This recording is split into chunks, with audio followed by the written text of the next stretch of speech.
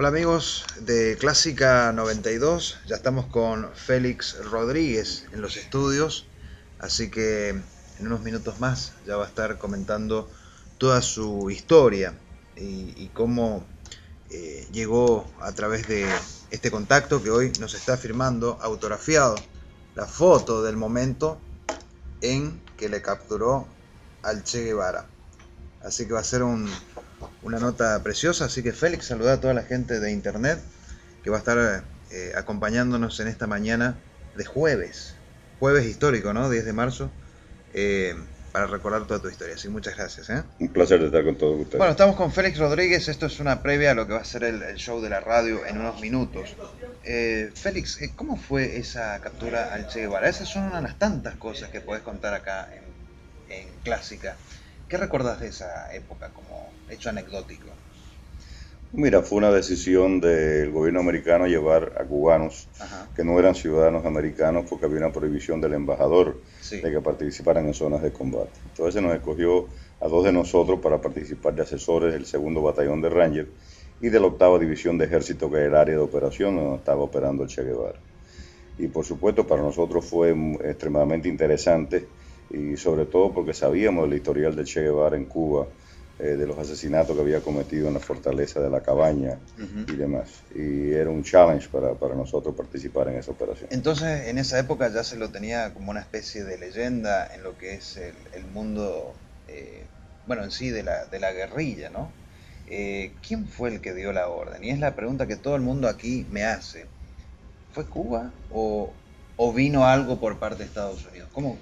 Mira, Cuba primero que nada lo mandó para que lo matara. Ujú. El Che Guevara en primer caso pro-chino. Pero chino, ok. En el año 63 había tenido un encuentro en la embajada cubana en el Cairo Sí. con el embajador soviético, que se fueron a las manos. Eso fue contado por un diplomático cubano que después fue embajador en el Líbano y que desertó.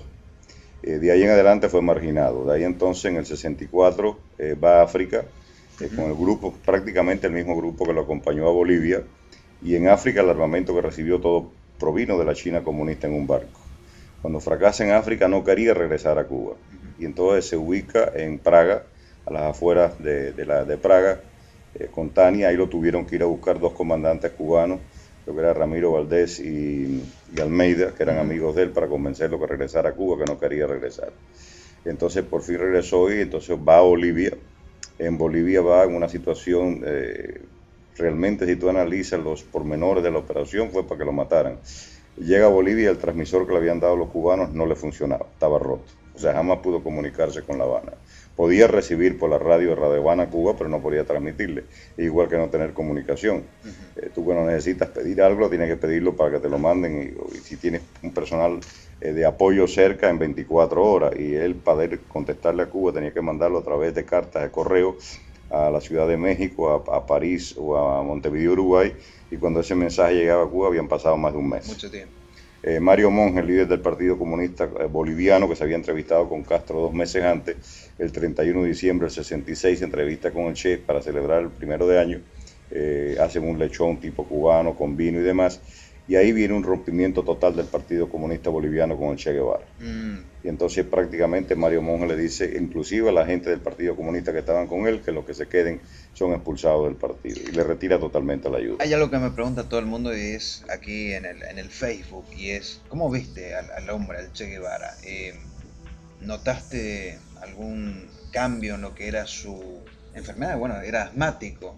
¿Cómo lo viste y cómo fueron sus últimos Mira, en el momentos? momento que yo lo vi, en ese momento no tenía ningún ataque de asma. Ajá, Sin embargo, se veía un hombre totalmente destruido, un sí. hombre que había sido abandonado. Parecía realmente un pordiosero. Había momentos que yo estaba conversando con él y realmente mi mente se remontaba a la época aquella de haberlo visto. Yo no lo había conocido personalmente antes, Claro. cuando visitaba Moscú, cuando visitaba Pekín, aquel hombre arrogante con aquel saco, ¿no? Porque había frío allá, Sí. con los altos dignatarios comunistas, y sin embargo él ahora que parecía realmente un pordiosero destruido por completo. Pero bueno, esa fue como destruir también una especie de imagen de lo que era el comunismo, ¿no es cierto? Porque si bien tú estabas representando al gobierno norteamericano, eran la lucha de dos poderes muy fuertes, Estados Unidos contra la Unión Soviética. Creo que eso es lo que principalmente prima por sobre toda la historia.